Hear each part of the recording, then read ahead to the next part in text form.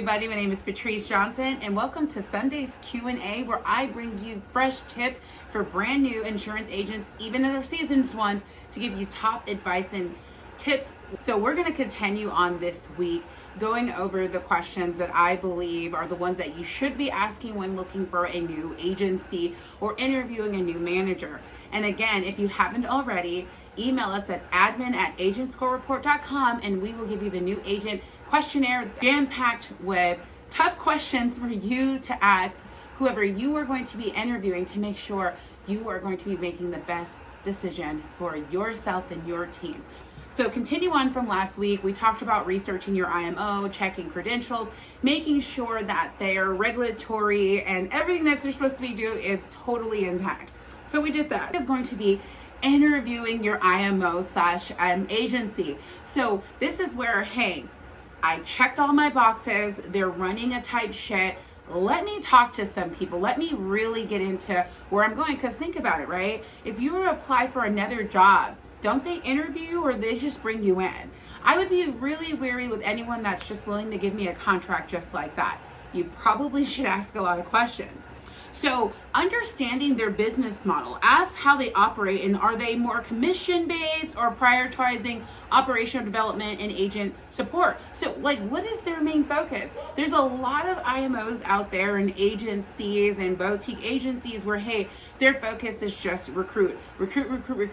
And sometimes it's just selling a type of product. What is their main focus? Because that is very, very important, because if certain products that they are selling is like what they believe to be a one-size-fits-all, that might not be the place for you, because when you go to sit down with your clients, you might be limited in the way you're able to help them. And that forces you to maybe network with other insurance agents that might have more products, but then that decreases how much money that you can be making and how many people that you're going to be able to help. So that is very, very important to understand how the business operates.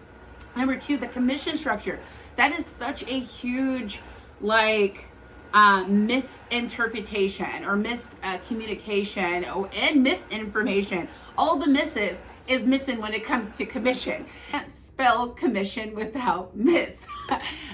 So with that being said, is understanding that. So there are tons of companies that will say, hey, we pay you 100% commission, but understand sometimes depending on the company, that can mean something very, very different. That could mean level. That could mean a certain product. But that does not mean that is what you're getting paid, because understand this, it doesn't matter if your commission is 100%, 120%, 130%, 65%, 50%. Depending on the product and which is being sold by the company will determine what you'll get paid out on. For instance, guaranteed issue policies where the client has to be alive for at least 2 years for the policy to pay out, those ones pay less because they are a higher risk policy, because the clients that are being covered have a higher chance of passing away within that first 2 years, as opposed to a more healthier client that'll be less risk. So those ones tend to pay out less. I never seen more than 80% paid out on those type of products. And again, that depends on the company, and that is average. That's just what I've seen in my decade, where I've never seen more than 80% being paid out on these guaranteed issue policies, and 80% is at the top of the hierarchy, meaning that is what the IMO gets. So you're going to be somewhere between 50 and 75% getting paid on those policies. So understand that, those limitations. And again, those are not the things that they teach you. That is why I am here, so that you can look at your commission structures. Every company should have some type of comp grid or something like this. Again, I've heard this before. I heard a lady told me she signed a contract and they told her, well, we're not sure what your commission will be until it goes through. That is a bold-faced lie. You would never sign up for a job without knowing the salary or the hourly wage. I would not apply for McDonald's and they tell me what my hourly wage is after I get hired, because they can flip one on me and be like $5 an hour. Baby, Patrice is gone. I'm not working for that. So again, every company should have a commission grade. You should see it. Look at what it pays per product, because that's where that changes everything. And you don't want to have assumptions, because sometimes people don't realize there's age too. So when we're selling advanced market products like IULs and whole life, they pay less if it's 0 to 17 as opposed to 18 and older. So sometimes you could write a really big policy, $200-300 a month on a child policy. Come to find out, instead of getting paid 100% commission, you might be getting paid 65 or 75% because That's just the way that commission is structured by that company. And again, every company is different. And that's why you have to ask these questions. And again, you usually don't know these questions because when you get recruited into this industry, they're typically like, hey, you want to make money just signing people up for life insurance and getting paid for that? That's usually how most of us get brought in. Again, following with the commission structure, talk about the contract terms, read the contract terms. These are things that they do not prepare you for. Your contract, you could be blindly signing something that could lock you in for 2 years, put you into a non-compete, meaning if you decide to leave that company, they won't allow you to work with another IMO that shares the same types of products, which again could put you in a financial position if that is your go-to company or that's all you've ever known. Now you have to learn something else, and that could take time for you before you can start ushering clients into that product. And again, getting contracted, being able to take your carrier somewhere else, you may be limited in that. And on top of that, not just on the contracting side, but hiring and recruiting. Your contract terms is very important because it'll let you know the stipulations. There are some companies that if I were to hire agent, they write some business that falls off the books and they're unable to pay it back for whatever that reason may be, that falls on to me. And depending on the company you are, sometimes the debt keeps rolling where, hey, your $500 rolls to me, I'm not paying it, so it rolls to my upline and so on and so forth. And then there's some companies where the debt only rolls once, and then that is stuck to you. And it's like, I think if you knew that, you'd probably be very cautious about who you hire, at least be a little bit more mindful about the business that we're putting on the book to make sure it's going to be securely on the books. But I digress. That's another story for another day. And again, we're doing these Sunday Q&As every Sunday. Next one, training and support. Find out what their training and support is and what their style is. Some companies pre-record all of their trainings and that's what their system is, and they plug you into that expecting you to learn everything. There may be not a lot of room to ask questions depending on how open your upline is. Sometimes they're kind of hoping you kind of figure it out just like that and you don't call them. So find out what their system is. Is it on one-on-one training? You know, and are you going to have support? What are their office hours if you're out in the field? What is their availability? Like, you need to know these things, because understand that you are going into this business pretty much is as if I handed you a keys to a franchise, but I gave you no rules. I don't tell you how to operate the cashier register. I don't tell you how to set up your business. I don't tell you how to hire. I don't tell you how to schedule your hours or how to order food and products for the store. That is what is happening when you're coming to the insurance industry. This is a business. This is not just an affiliate link where you sign people up for life insurance.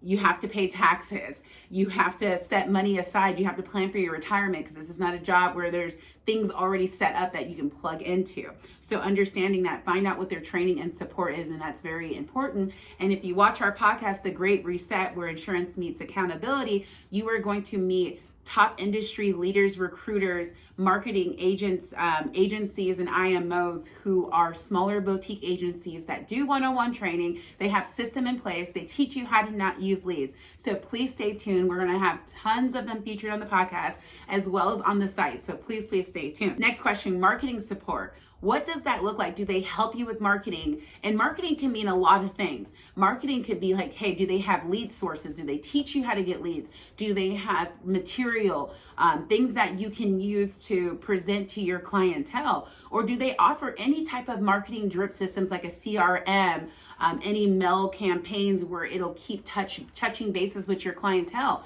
Find out what they have, because those are kind of things you need to continuously to follow up with your clients. Because if there's one thing I've learned in over my decade of experience in the insurance industry, is to follow up. Always follow up. So see if there's things within their system that'll help you better set up your shop and be available to your clients and have everything it is that they need. If not, you have to make sure you find and supplement it, because sometimes that might not be what you're looking for and you're already set up. You just want to make sure their shop is a good shop for you to go to.